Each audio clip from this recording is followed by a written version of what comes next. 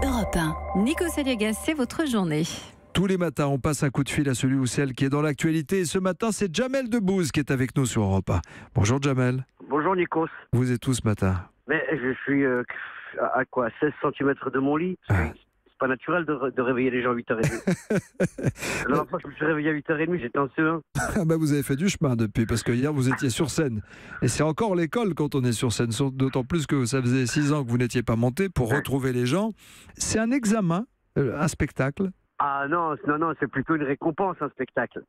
C'est le feu d'artifice, quoi. On a bossé longtemps en amont, et puis le jour du spectacle, c'est la kermesse, c'est la fête, quoi, tu vois. Et puis c'est surtout ce lien que vous avez depuis plusieurs années. Combien d'années de carrière, Jamel, avec le lien avec le public français? C'est depuis combien d'années? Je vais pas compter, putain. Ça y est, maintenant, ça y est, je rentre dans la phase où il faut compter les années de carrière. Vous êtes père de famille. Ouais.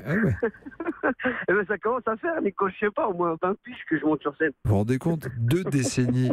C'est vrai que vous parlez de tout sur scène. Donald Trump, vous parlez de l'actualité française, du FN, et puis de la transmission. Ça, c'est important pour vous, la transmission, Jamel. Ouais, ça vient d'arriver, bizarrement, Nico, ce sujet-là dans ma vie, tu vois. C'est l'âge. Bah ouais, c'est ça, c'est le temps qu'avance. J'ai des enfants maintenant. Et il faut que je fasse attention à ce que je leur raconte, tu vois. Parce que c'est très important, l'outil que tu leur laisses. Après, c'est indispensable pour qu'eux puissent vivre correctement, quoi. Tu vois, transmettre et bien transmettre, c'est ce qui me paraît le plus important qu'on a à faire aujourd'hui, transmettre. Ouais, vous dites, mon père est né dans une étable comme Jésus, moi à Barbès dans une cuisine, et vos enfants? Ils sont nés à Neuilly dans un iPad. Tu vois. Et mon père, il est vraiment né dans une étable. Hein. Il y avait des chèvres, des vaches, des poules. Le premier truc qu'il a dit dans sa vie, mon père, c'est... Et je peux pas te dire, on vient de très très loin. C'était l'animalité qui était en lui que vous avez gardé. Vous avez quelque chose d'instinctif quand vous êtes sur scène, survivre à ses propres peurs.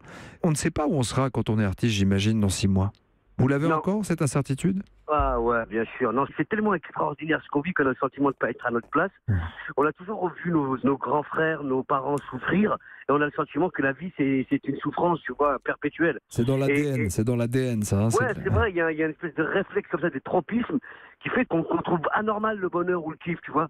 Le kiff, ça se partage aussi, et ça se partage avec tous ceux qui vous suivent, notamment, au-delà de la scène et de vos audiences ou de vos spectacles sur les réseaux sociaux.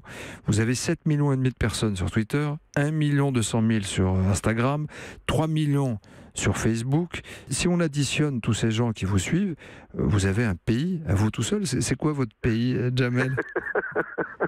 Vous êtes un président. Mon pays, c'est le rire. Eh ben voilà. Mon pays, c'est se retrouver avec des gens qu'on ne connaît pas et rire ensemble sur des sujets qui nous touchent, qui nous passionnent ou qui nous font peur, peu importe, mais rire ensemble, c'est ça mon pays. Eh oui, c'est le plus beau des pays. C'est maintenant ou Jamel, votre spectacle du 11 au 29 décembre au Casino de Paris, également tourné dans toute la France. Vous serez notamment le 20 novembre à Roubaix.